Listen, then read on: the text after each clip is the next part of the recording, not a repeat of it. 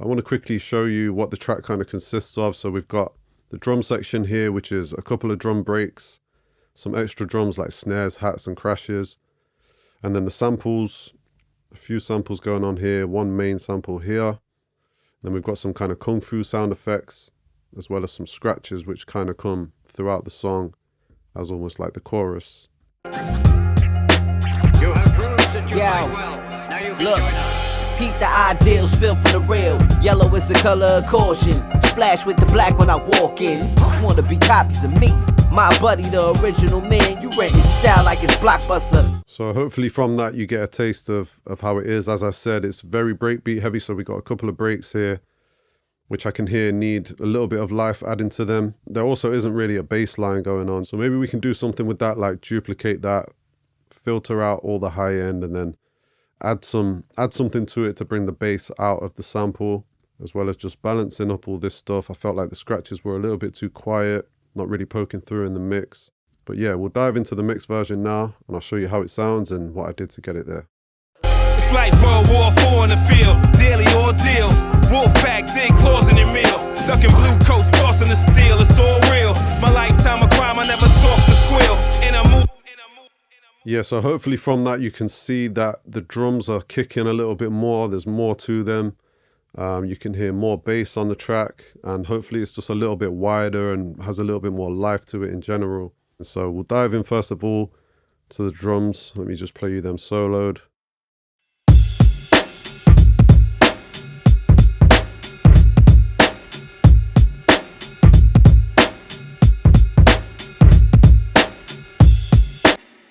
So I didn't want to go mad on these, you know, that there's a rawness to them that I like and that needed to stay on script kind of thing. I didn't want to take them and modernize them too much. So I haven't done a crazy amount, but I'll show you what I have done. So the first break here.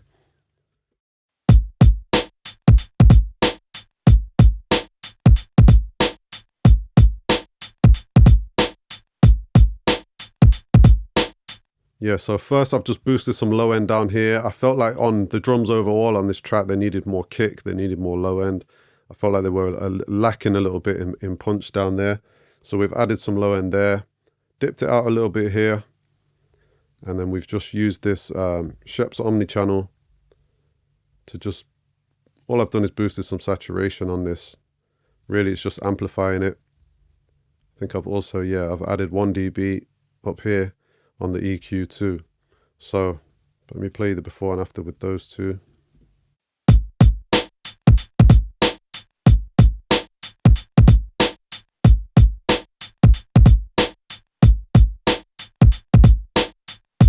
Yeah, so you hear a little bit more kick in the low end and also a little bit of brightening up here.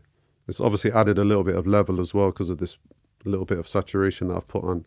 The next thing I used on this break was this here, which is in Virtual Mix Rack by Slate, and it's the Transient Shaper. And what I thought the break was lacking was a little bit of punch and click. You know, the dynamics of it were not really kicking. So this was my attempt to add a little bit more punch to the break. It's quite slight and it's quite minor, but I'll show you before and after what I did with this Transient Shaper. As you can see, I'm just boosting up the transients here and here, and the sustain a little bit too.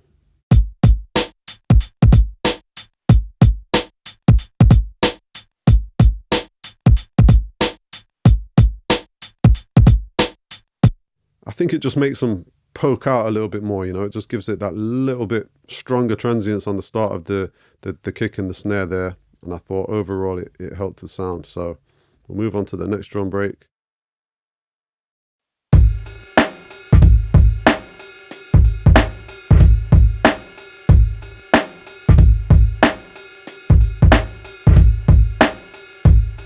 Yeah, so similar with this one, just a little kiss of EQ down here, boosting the low end, boosting the mids a slight bit, and then I've also done the same thing with the saturation and the highs over here.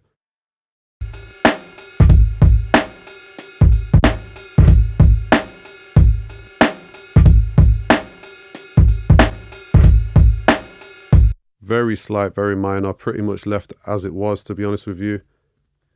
Now, usually getting these two breaks to work together, there may have been more that needed to be done in terms of filtering out things from one and letting it live in the other one and things like that. But for this, I felt like they worked okay together. And as I said, I didn't want to mess around with it too much because this is how the producer intended for it to sound. So if anything, it was just a little bit of enhancing that I wanted to do. Then we have this extra snare here that was added in.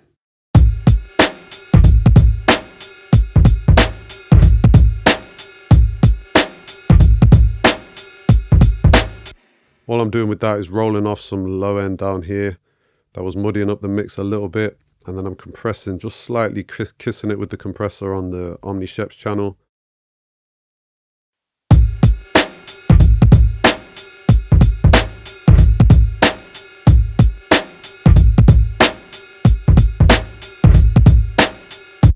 I've also added a slight reverb to this snare, as you can hear when I solo this.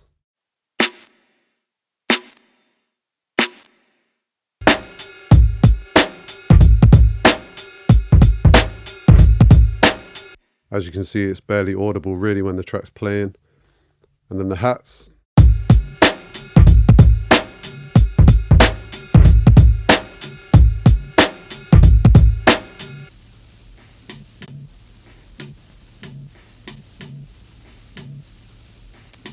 Really not done much to them. I've added a little bit of compression and a little bit of high-end EQ on there, but really this compression is really just bringing the level up because I thought they were a little bit quiet. So using that compressor in the Omni Sheps channel has the effect of bringing up the volume too a little bit. And then the crashes, I don't think I did anything to them, literally just left them exactly as they are. Over here you will see the Sheps channel and the EQ on pretty much every channel on this beat. That's just how I went with this song. I just added those for every channel sort of on my template so that I've got them at hand whenever I need them. I really like this Sheps Omni channel. You got the saturation, the gate, the de-esser, EQ all in one place, compression. So I like to just throw that on sometimes onto everything sort of in my template so that I can easily just pull up an EQ and I can easily just pull up all of these things in one click. And links are in the description, by the way, for all the Waves plugins that I used in this project.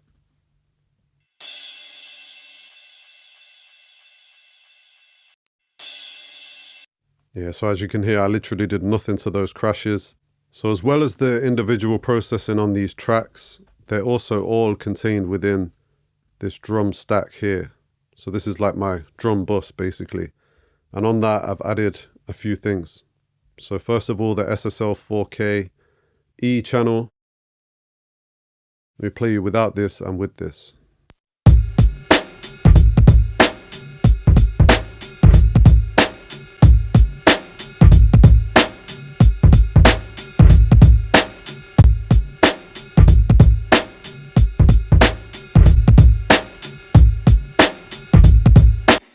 So you see how it's really just adding a lot more punch to the drums. I really like this. So I actually started with this preset down here, this drum bus preset. And then I will have adjusted some things like on the EQ. It's adding a little bit of sort of saturation there as well as a little bit of compression. But I think overall it really adds to the sound. And I wanted to use something which really added some dirt and grit and kind of old school and analog saturation to these drums. So I used this plugin, Lo-Fi Oddity, and this is actually a free plugin, so I recommend you go and get this if you like what this is doing here. It's basically a kind of audio destroyer plugin, for want of a better word, or an analog saturation distortion type plugin. You can do all kinds with this. This is like a kind of digital distortion. You've got tape distortion, you've got a compressor here, but let me play you the before and after of what this does, and then I'll exaggerate this as well and show you kind of what it's doing.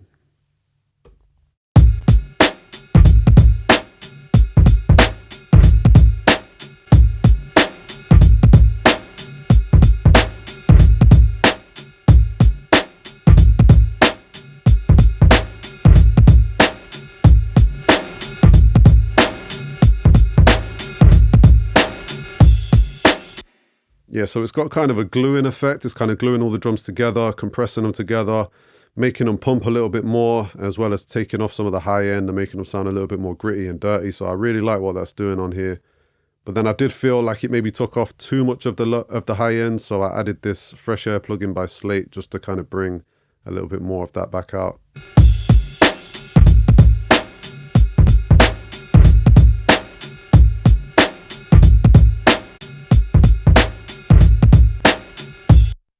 So once I finish with the drums, which for me are the most important part of a track like this, obviously along with the vocals, but you got to get the drums right, and I felt that the drums were in a nice place at that point. I moved on to what was happening with the main sample here. So let me mute out all of this stuff here, and let's listen to just the main sample with the drums going.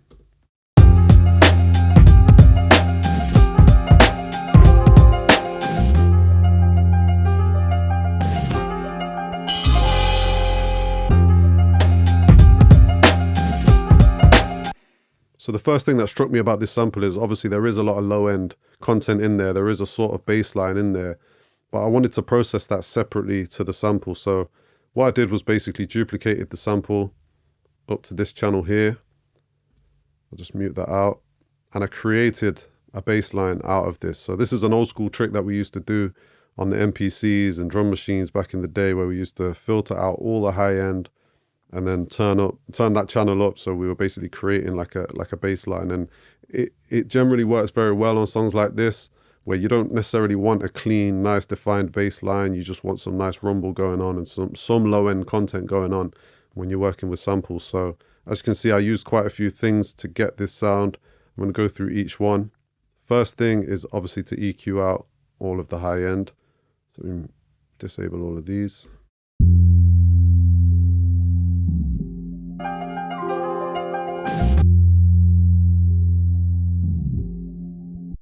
So that gives us our sort of bass sound to work on and to refine from there. After that, I used the S1 Imager by Waves to just bring this to mono. So this is completely mono after this plugin's added. You can use plenty of other plugins to achieve this, but I just wanted the bass to be completely mono. So as you can see, this is brought completely down. And then after that, I'm using R-Bass by Waves. And I love this plugin because what this basically does is you select a frequency, and anything around that frequency or above that frequency will be boosted, and it really enhances the bass on any given sound. So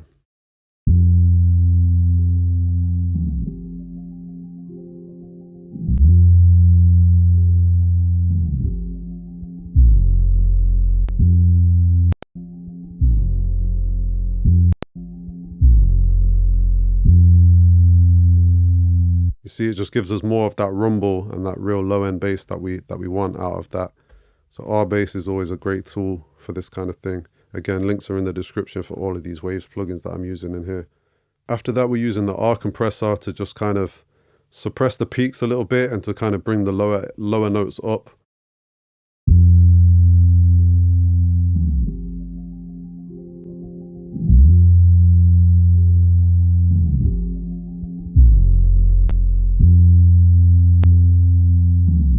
Very subtle, but it just kind of helps to bring it all in line, bring the lower notes up, keep the higher notes from going too high. And then after that, we're using Waves Factory Track Spacer. And this is just to kind of carve a little bit of space out of that bass when the kick hits on the drums. So this is basically like a sidechained compression technique that you've probably seen people use on bass, where you send the kick into the compressor on the bass and it pulls down the bass when the kick hits, so that you don't get an overload. You know, it makes space in the low end for the drums when they hit.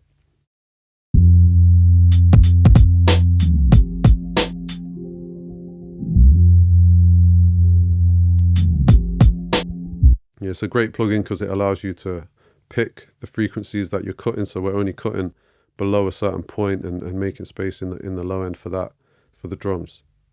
And that's it. And that's how we created our kind of faux bass line on this track.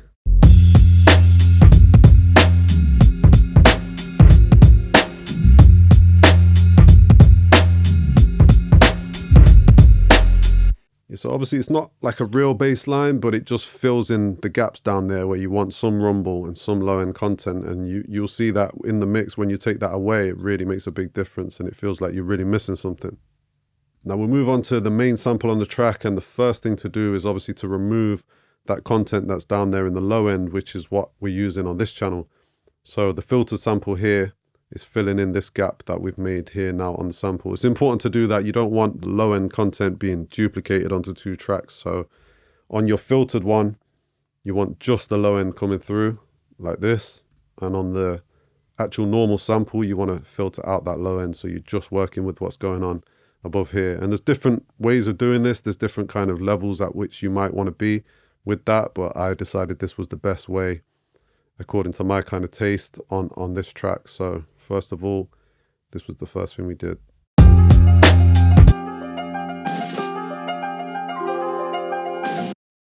After that, we used Shep's Omnichannel again to use just the compression part of this plugin.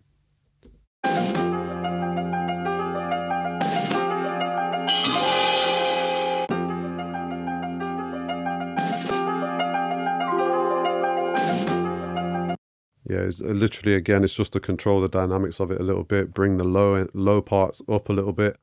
Nothing major going on there. After that, I'm using this, which is the direction mixer within Logic. Now, there's other plugins that will do the same job, but what it sounded like to me was that the sample was really heavy on the left side in terms of the stereo field. There was a lot going on the left and not as much going on the right, and it sounded a little bit imbalanced. So this is a great tool to kind of reduce the stereo spread of a sound, and also you can kind of adjust the direction of where it sits in the stereo field. So I'll play you this before and after, and hopefully you'll see what I mean.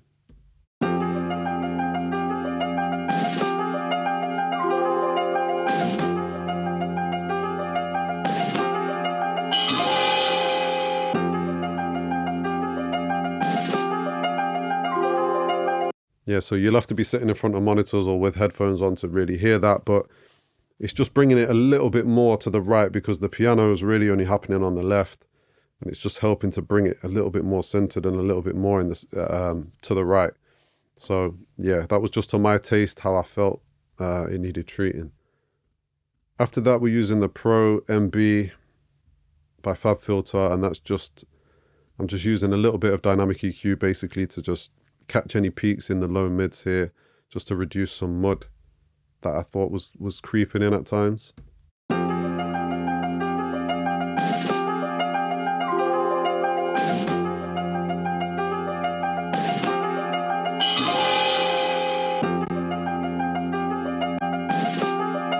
Very, very, very minor.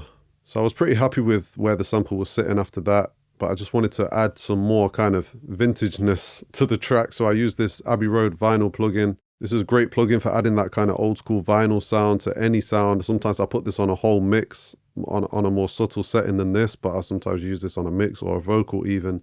But I thought, you know, in keeping with the vibe of the song, why not add some vinyl noise, some vinyl crackle, and a few clicks to this. So I'll exaggerate this and show you what it's doing, but I'll show you before and after first.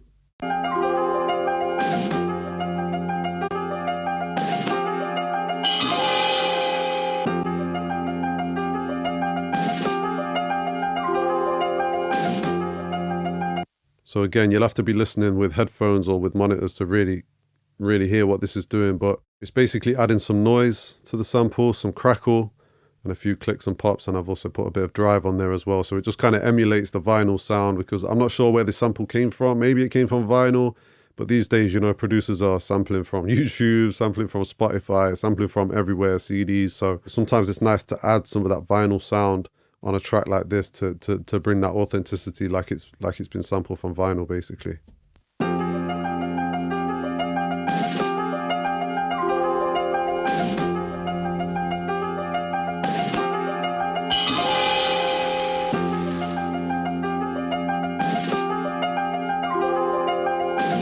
Yeah, so you see there, if I exaggerate the effect, you see exactly what it's doing. But I think it works great on this. After that, we've got this vocal sample here, which kind of comes and goes throughout the song.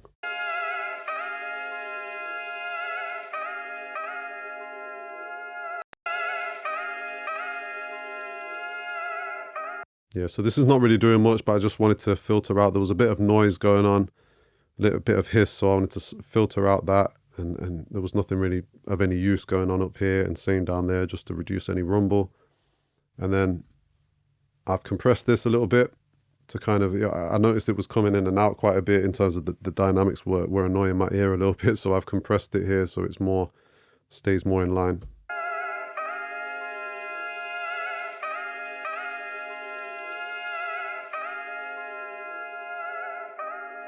And then after that, I used the tremolo plugin in Logic just to kind of have it slightly drifting from left to right in the stereo field. In this song, there wasn't a huge amount going on kind of in the wide areas of the mix. So I wanted to create a bit of that by adding this tremolo, and also it gets it out the way a little bit of the main vocal when that comes in.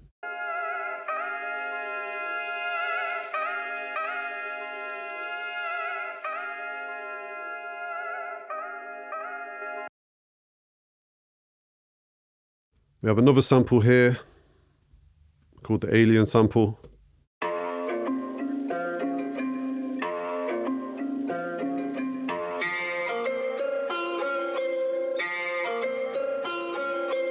Yeah, all I've done with this is compressed it again.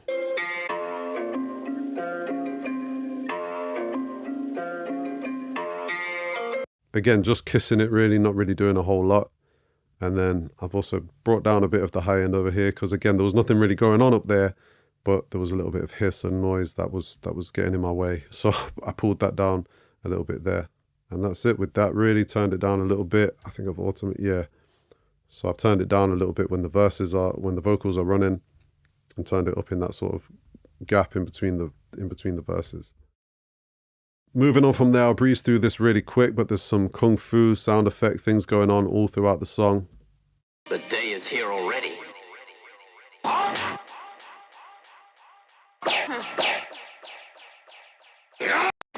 Master, Sanjay is finished. We can attack this. Now all I've done on all of these is done a high pass filter just to make sure there's no rumble and no sound getting in my low end, getting in my way down there. The day is here already. And then I've also used this Clarity VX plugin by Waves, and it's not really doing much, but it just helps to reduce some of the kind of background noise and hiss that was on these samples. I'll play you a before and after, but it was a pretty small amount that it was doing. Your kung fu is pretty good. Your kung fu is pretty good. Master, Your kung fu is pretty good. Master, Sanjay is finished.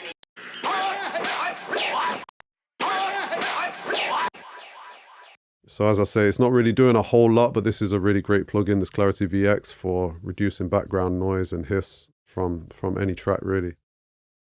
Next we move on to the scratches, and these come sort of as a chorus throughout the song. As you can see, they're getting slightly louder throughout the song each time they come. So I'll play this one in the center, in the middle here.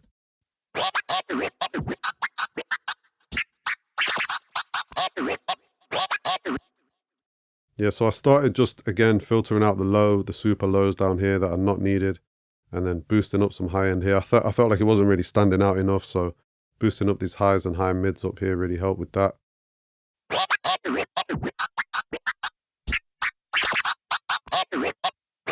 Very basic stuff, and then we compressed it a little bit with the R comp.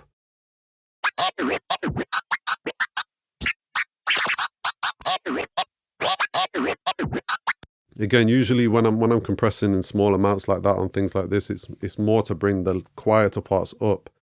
So you compress the high parts so that they come down a little bit, so that enables you to bring the makeup gain up, which brings up the low parts, if that makes sense.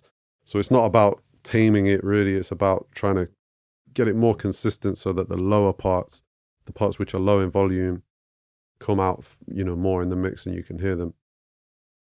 Then I added tremolo, but on a really fast rate. So this is almost like using a spreader really. It's not to create a kind of floating effect between left and right. It's more to just add stereo width overall to the sound.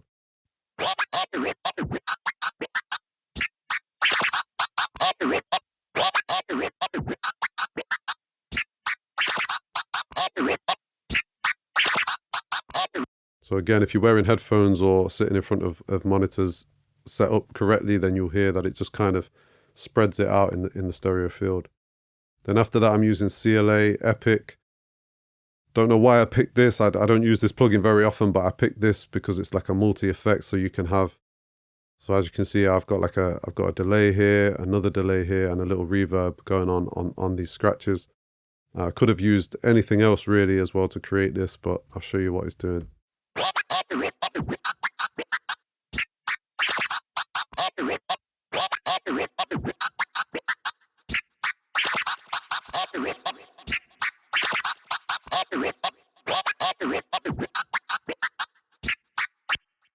Yeah, so it's just adding a little bit of delay and a slight touch of kind of room reverb on there. Quick thing to mention is obviously, as you can see, all of these sounds I've got in my instruments stack here or bus, and on that bus I used the MoTT by Slate on a really low setting on the kind of standard OTT setting, and this plugin just helps to kind of bring everything out a little bit. It's almost like an expander in that way for me in this way that I use it. Down at 12.6%, so it's probably not doing a whole lot, but I'll show you the before and after quickly.